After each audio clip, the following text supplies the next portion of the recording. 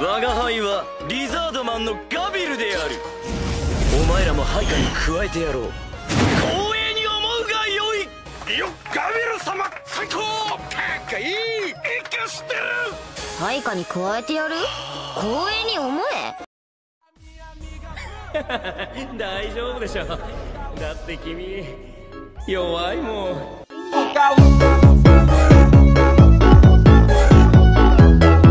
Hello guys and welcome back to my channel Kironima, dan di video kali ini kita bakal membahas mengenai light novel untuk Tensei Shitara Slam Dataken untuk volume 9, dan ini untuk yang part 2. Nah, di video sebelumnya kita sudah bahas untuk volume 9 part 1-nya, yang dimana awal mula Mayasuki ke dunia Tensura ini dan bagaimana dia mendapatkan unique skill Chosen One.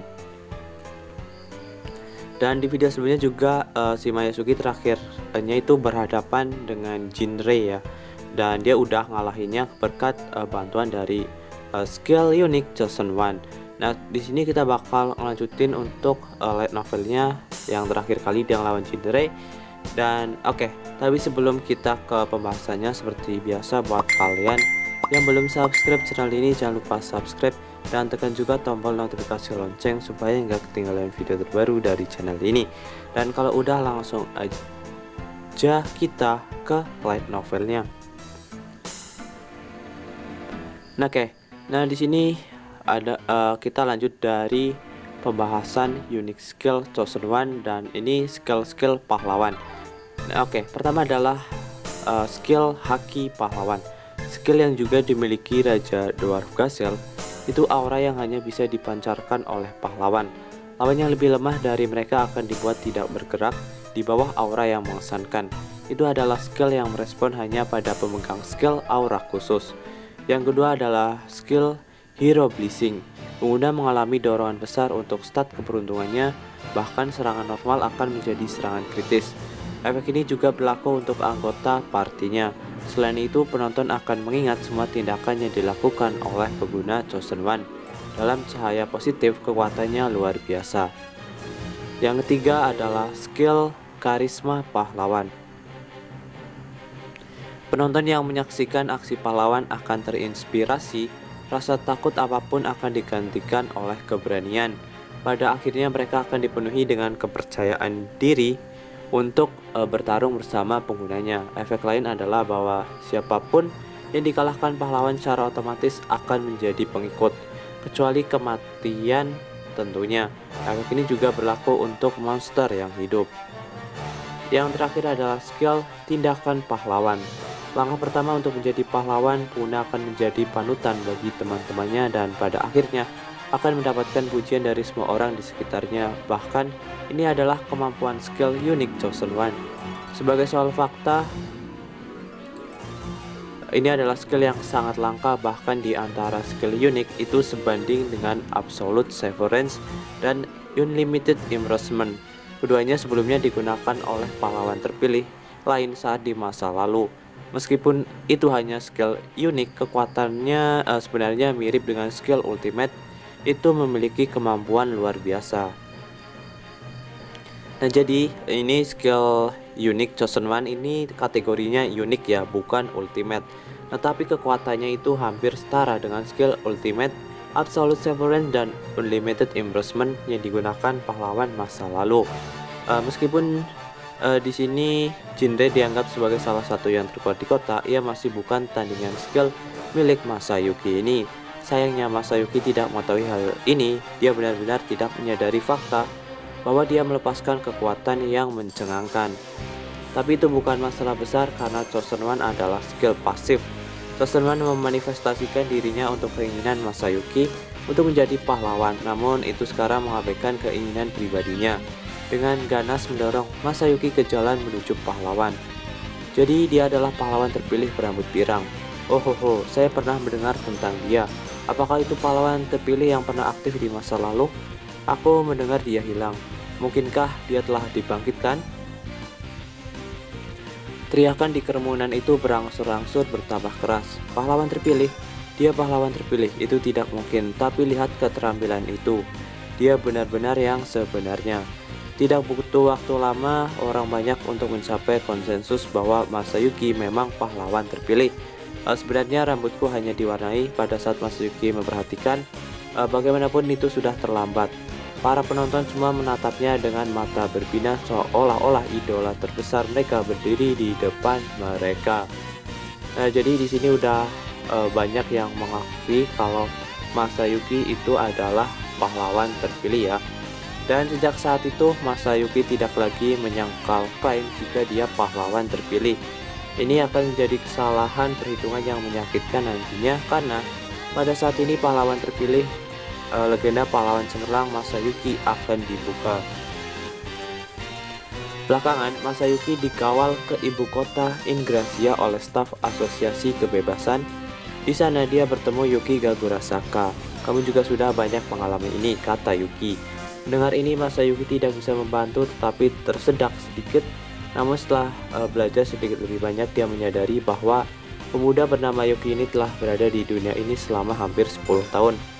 Umur tubuhnya membeku menyebabkan penampilannya tetap seperti remaja dari usianya yang sebenarnya.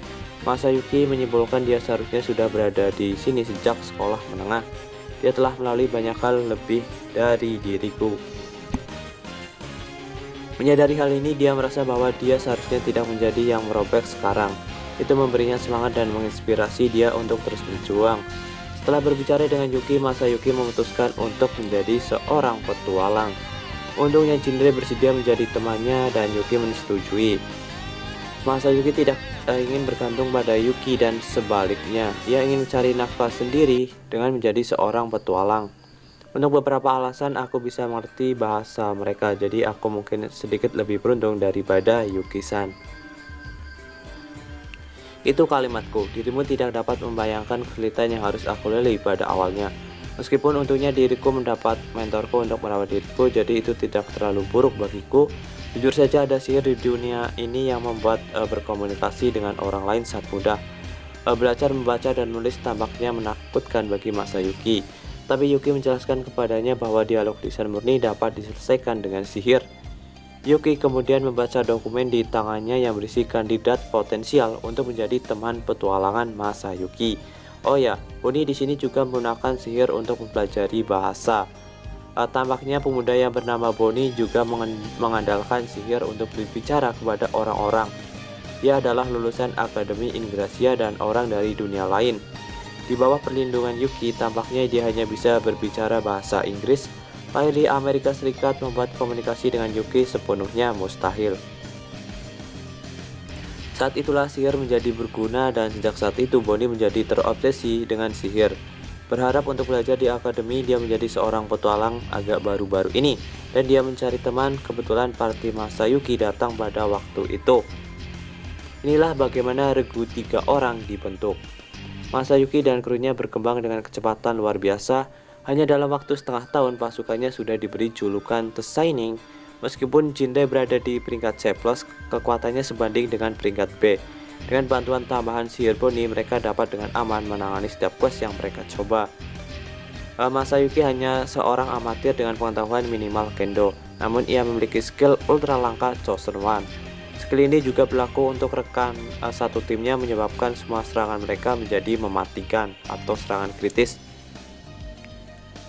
Di bawah pengaruh skill ini, teman-temannya mampu tampil di luar kemampuan mereka yang sebenarnya. Jinre bisa menampilkan kekuatan bahkan melampaui peringkat A dengan buff tambahan yang meningkatkan kesempatan menghindar mereka praktis dan tak terkalahkan. Jadi Chosen One dimanfaatkan semaksimal mungkin. Skill yang luar biasa baginya, bahkan perbuatan baik teman-temannya akhirnya dikaitkan dengan Masayuki. Dengan semua pendapat positif dari tim Shining yang diarahkan ke Masayuki saja, kehadirannya Masayuki The Shining akhirnya menjadi nama populernya. Kemudian mereka kebetulan berpartisipasi dalam turnamen bela diri yang diadakan di kerajaan Ingrassia, menyebabkan Masayuki menumpuk lebih banyak ketenaran. Mereka memasuki turnamen dengan harapan dapat memenangkan hadiah uang yang diberikan kepada juara untuk membeli perlengkapan baru untuk diri mereka sendiri. Tetapi ia jauh lebih mudah dari yang diharapkan. Segera setelah Masayuki mengurus pedangnya, lawan-lawannya sudah menyerah, menyatakan, "Aku kalah." penonton mendapat kesan bahwa serangan Masayuki terlalu cepat untuk diikuti. Tetapi pada kenyataannya dia tidak melakukan apa-apa sama sekali. Namun para penonton tidak sadar dan melanjutkan untuk overhype Masayuki karena gelarnya Shining seperti kilatan cahaya. Semua dalam satu hari bekerja untuk skill Unique Chosen One.